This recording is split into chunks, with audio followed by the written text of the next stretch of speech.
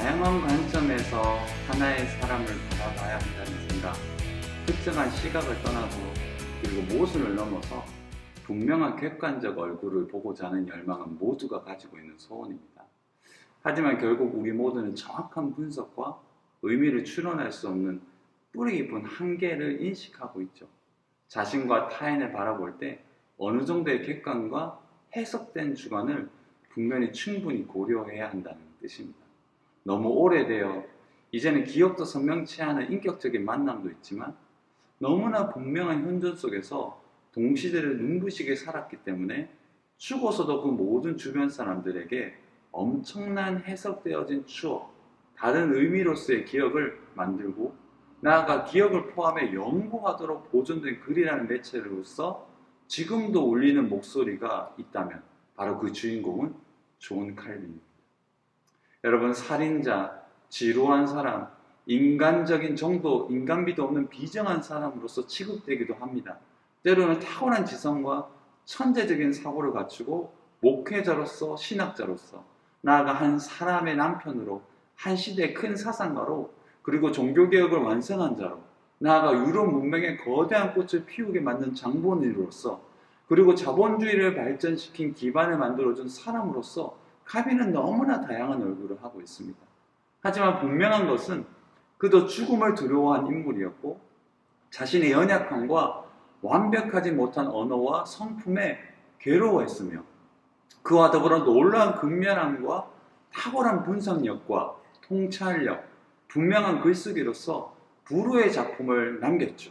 또한 스트라스부르크와 제네바에서 언제나 늘 회중을 사랑하는 목회자로서 영원한 이방인으로서 순례자로서 살았다는 것도 우리는 기억하고 있습니다.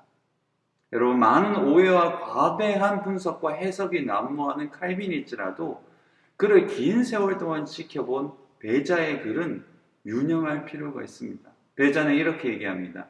지금까지 만나본 사람 중에서 칼빈처럼 유쾌한 사람을 만나본 적이 없다. 16년 동안 칼빈의 행동을 지켜본 사람으로서 지금 내가 분명히 말할 수 있는 것은 우리가 만날 수 있는 가장 아름다운 그리스도인의 인격을 칼빈 안에서 볼 수 있었다는 점이다. 이런 모습은 비판하기는 쉽지만 흉내내기는 쉽지 않다. 칼빈의 친구이자 동료였던 배자. 여러분, 바로 이 배자의 이야기는 칼빈을 이해할 때 조금 고민해 볼 필요가 있는, 숙고할 필요가 있는 내용인 거죠. 여러분, 칼빈은 한 권의 책의 사람으로서 각인됩니다. 그것은 바로 기독교 강요입니다. 이 책의 완전한 제목은 기독교 강요, 즉 구원론을 이해하는 데 필수적인 제반사항과 경건의 기호를 거의 망라했고 경건에 열심히 있는 사람이라면 누구나 충분히 일독할 가치가 있는 저서, 이게 바로 기독교 강요의 정확한 이름입니다. 이 첫 번째 책 1536년 판 기독교 강요는 프랑스에서 쓰고 바젤에 머무르는 동안 완성시켰습니다.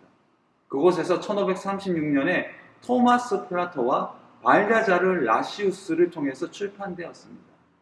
1536년 기독교 강요 초판의 목적은 프랑스 개신교도인들에게 알맞은 교리문답 교육에 성경을 담아 복음의 내용을 설명해 주려고 했는 거죠. 그의 나이 27세였고요. 그의 기독교 강요 초판은 1536년 프로테스탄트가 박해받으면서 자신의 입지가 위험해지자 스위스 바질로 도망가 거기서 대부분 완성했습니다. 이 초판에서 시작돼서 마지막 최종판인 1559년에 비교하면 전체적인 그 사상과 구조에는 크게 변화가 없어요. 그렇지만 통일되는 분명한 교리와 경건에 대한 중요한 주제가 연합되어 분리되지 않고 흐르고 있다는 것이 굉장히 귀합니다. 또한 초판 안에 칼빈 결의의 정수가 모두 포함되어 있기 때문에 타결한 사상의 일체성과 놀라움은 기독교 강요의 가치를 더욱 귀하게 만드는 거죠. 여러분, 20년을 거치면서 썼는데 아무리 많은 내용이 불어나도 충분히 만족스러운 교회학 교재가 되었다고 할지라도 기독교 강요를 통해 사람들의 경건을 강화시키고 성경을 더 잘 이해하게 함으로써 그들이 그리스도와 그리스도의 구원을 더 잘 알 수 있게 하려는 목적은 변함없이 그대로 유지되었다는 것이 정말 탁월한 기독교 강요의 특징이고 칼빈 사상의 진수를 보여주는 내용인 거죠. 무엇보다 칼빈에게 있어 르네상스 인문주의적 기반, 그의 학문성과 탁월한 인문주의적 능력은 인간의 발견이라는 큰 핵심과 함께 그의 놀라운 핵심으로 말미암아 참된 복음으로서의 변화된 경건과 합의하여 큰 영향을 미쳤다고 볼 수 있습니다. 사실 이 르네상스 인문주의, 기독교적 르네상스 인문주의는 이후에 나중에 한번 설명해 드리겠는데요. 기독교적 르네상스 인문주의가 없이는 종교개혁은 일어날 수 없었다는 것이 정설인 거죠. 결론적으로 칼빈은 성경을 참되게 해석하고 설교하는 것과 바른 교리를 가르치는 것이 함께해야 한다고 생각한 사람입니다. 설교와 교리의 가르침이 함께해야 된다고 생각했어요. 참된 진리를 향한 분명한 외침이 없이는 결코 바른 회개와 개혁이 일어날 수 없고, 또한 참된 교리적 가르침이 없이는 탁월한 하나님의 역사하심과 하나님의 놀라운 일하심을 경험할 수 없다고 얘기를 했습니다.